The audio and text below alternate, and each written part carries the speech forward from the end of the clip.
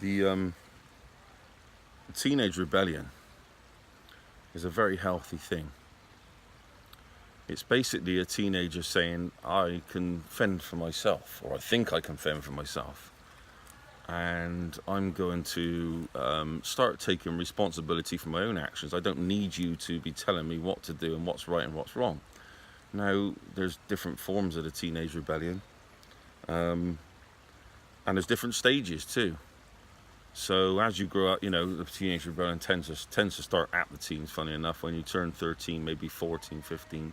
And there's different strengths of it, so it depends on how much oppression you feel you're in, or how fast you learn.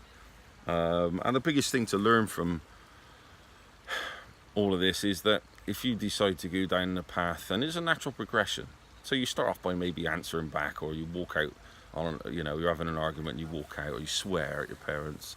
And then you move on to, I'm going to drink alcohol and get drunk, and they're not going to know. And, maybe sometimes as well, you move on to drugs or whatever. The important thing to remember is that these are sort of stages that you go through in your teenage rebellion. But ultimately, these are self-sabotage. Because the only reason that your parents actually do these things a lot of the time, sometimes it's just dominance and control, and they want that control over you, and you need to break away. Other times it's just because they care, so they might be telling you, oh, don't do that, it's very risky, you might hurt yourself, you might do this, might do that. So you might want to go on and do that anyway, and you'll have to learn by your own lessons, which is the way it should be. But as you get older, what you realise is that when you're taking the drugs, or you're drinking, or you're actually rebelling in general, what you're actually doing is accepting your slavery by them. Because what you have to remember is that during a teenage rebellion, when you get through, so you go through your swearing and your drug taking, and look at what you've done to me, I'm now a wreck because I'm hooked to heroin or something like that, or look at the state of me, I've lost all this weight, it's your fault, you did it to me. No, your parents never did it to you, you did it to yourself.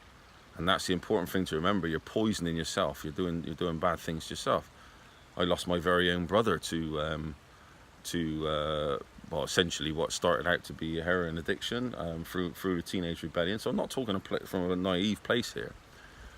And poisoned himself, and then ended up committing suicide. But what you've got to remember from all these, from the ultimate lesson, should we say, to learn from the teenage rebellion, is when you come out and you cognitively, you just get bigger, you get a bigger awareness of what's going on around you and what actually is the teenage rebellion. When you really break it down, the end to a teenage rebellion is to walk away.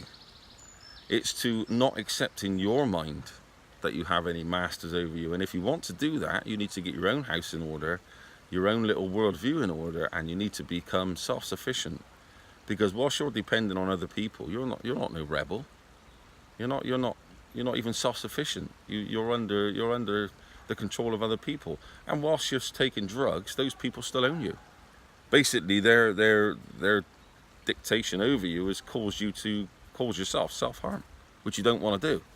But you say you're doing it because of them. You're not. You're just poisoning yourself, because that's the way that you see is getting back. You move on beyond that getting back eventually as a teenager. You go into the stage of, you walk away. You make yourself financially independent. You go out and get that work, and you work hard, and you become not just physically independent, but emotionally independent too.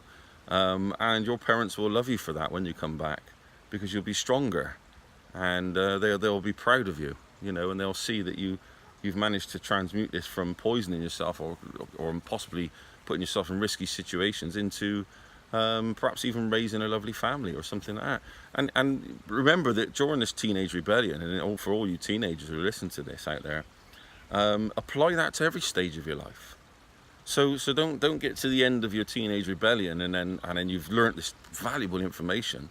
Then suddenly you replace your parents with government, and suddenly you're swearing at the government, and you're marching around with placards outside 10 Downing Street, which I've done myself, and you're you're almost accepting, you're acknowledging that these people are traumatizing me, and you're almost giving power over.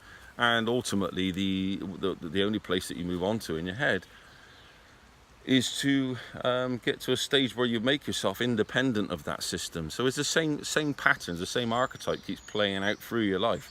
So every time that you get someone who's upsetting you, or someone who tries to domineer you in any way, even a boss at work, remember that the biggest thing you can do is quit. If you really are being dominated that much, just quit, just walk away. Don't let them own your thoughts, and don't let them own your actions. That's the true rebellion.